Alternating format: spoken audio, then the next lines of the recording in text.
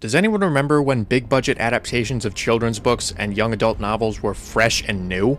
Probably not, since now they're so plentiful that they're basically their own genre. Why is that? That's right, money. Isn't that always the case? At this point, one of the most popular works to get this treatment is The Hunger Games.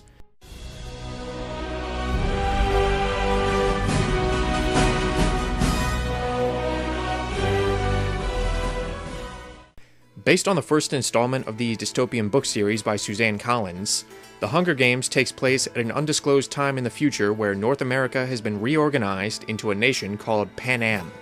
Divided into 12 districts, the citizens are struggling with hunger and other problems while under the control of the capital, where the rich and powerful live and exploit everyone else. As punishment for a previous revolt, a boy and a girl from each district are chosen to participate in an annual event called the Hunger Games.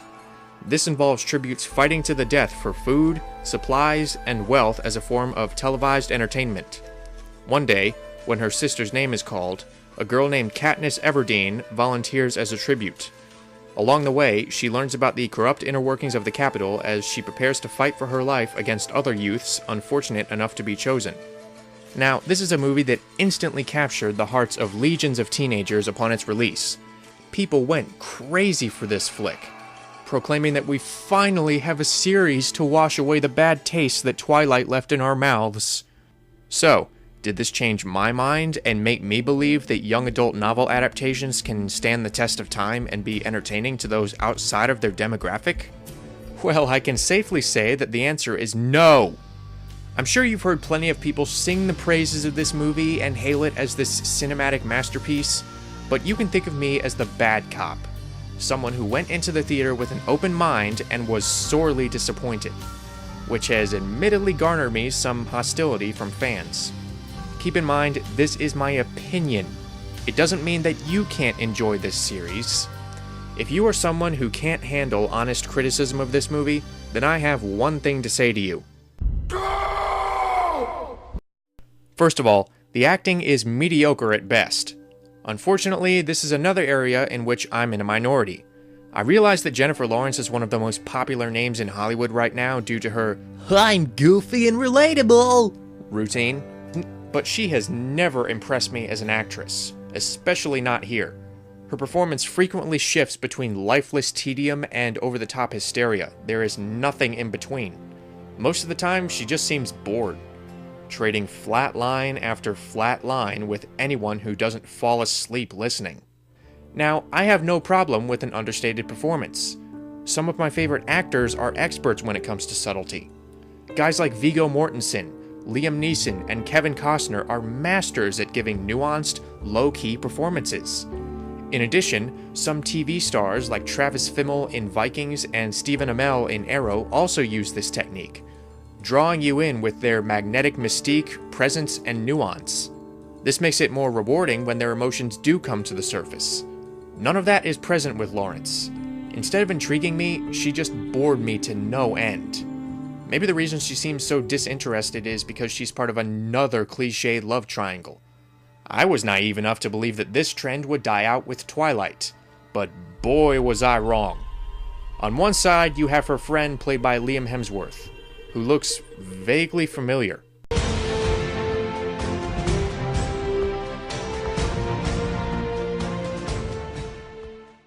Oh, alright. He's the younger brother of Chris Hemsworth, who expertly played Thor and James Hunt.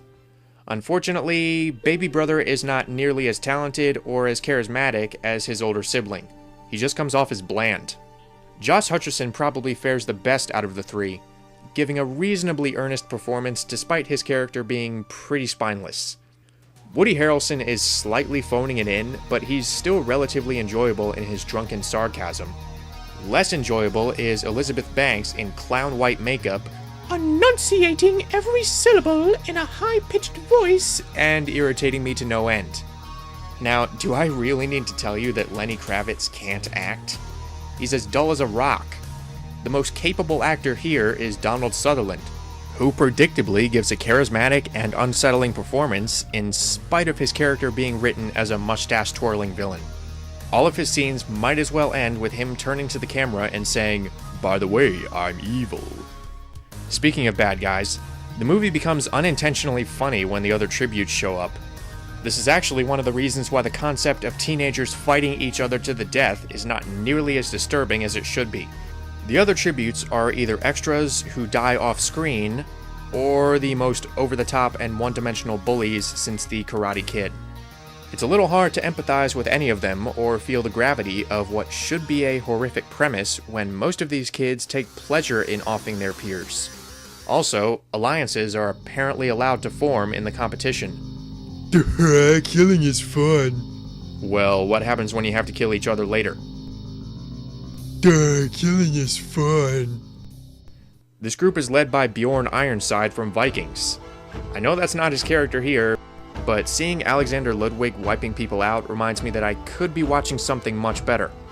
Then again, you don't really watch this movie so much as you desperately try to make sense of the barrage of nonsense on screen. Honestly, this is some of the worst cinematography I've seen in recent years. The camera never stops moving.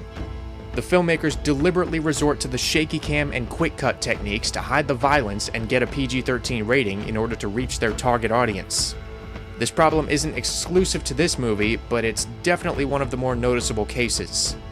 Action movies nowadays need to be more like John Wick. Now that is a fun flick with great action sequences.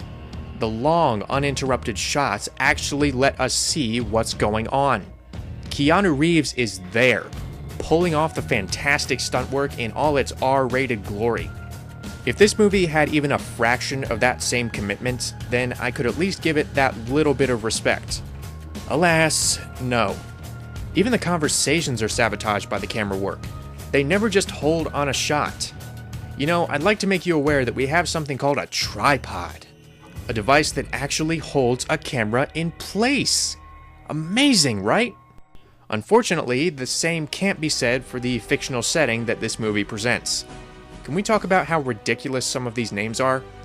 Katniss Everdeen, Peeta Mellark, Haymitch Abernathy, Cypher Rage. Okay, that last one was from After Earth, but is there really much of a difference? In conjunction, this world makes no sense. For one thing, it's pretty difficult to buy the food shortage scenario when most of these people look pretty well fed. Shouldn't they look more like this? Why does everyone in the capital dress like fruit snack mascots? Then again, this may have had something to do with the social commentary that this film is praised for. But even that isn't enough to save it. Now, reality TV is a menace that should be stamped out of existence. And I will admit that this movie does a decent job of satirizing it at times. However, it comes crumbling down when they try to apply it to the actual Hunger Games. We're constantly told that the point of parading these kids around on live TV is so that they can get sponsors to help them out. But it seems like there are no restrictions on what items can be sent and who's allowed to send them. As a result, this plot point is forgotten about in the second half of the film and only comes up when the plot demands that Katniss come out on top. If you're going to have public opinion as a part of your story, then keep it relevant through the whole film. Like Gone Girl, or at the risk of sounding more obvious, Lincoln.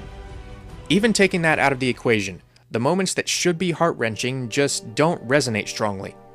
Katniss meets this girl named Rue, not to be confused with this Rue. Before their relationship has a chance to go anywhere, surprise surprise, she's killed by one of the other tributes. I barely knew this character, so I didn't really feel anything when she was inevitably killed. But her death actually results in thoughts of rebellion from the other districts. Really? They've been pulling this idiotic stunt for over 70 years. Hundreds of parents have watched their children die, and only now is when the revolts start. I just hate stupid people. They should have to wear signs that just say, "I'm stupid." That way you wouldn't rely on them, would you? What's more is that the president thinks that, instead of this, the real threat to his power is the televised love story between Katniss and Peeta. Here's your sign. It's just like Twilight. You have a larger conflict that could potentially be much more interesting, but we are instead forced to watch this melodramatic love triangle between three teenagers. This has become such a cliche in modern cinema that it instantly diminishes any dramatic tension that would otherwise draw you in. How much more interesting would this have been if, instead of this chemically dead love story that we've seen a million times before, we had to watch two siblings or friends compete and grapple with the idea of eventually killing each other? In the end, the biggest drawback to The Hunger Games is that instead of taking risks and going all the way with its premise, it presents a dystopian setting that's safe for the teens and falls back on the same tired plot threads and hackneyed scenarios that define what has now become the young adult genre. The acting is uninspired, the direction is permeated with ineptitude, and the nonsensical story seems to have no sense of priority. The social commentary occasionally works, but it's ultimately pushed to the side in favor of much more mundane material.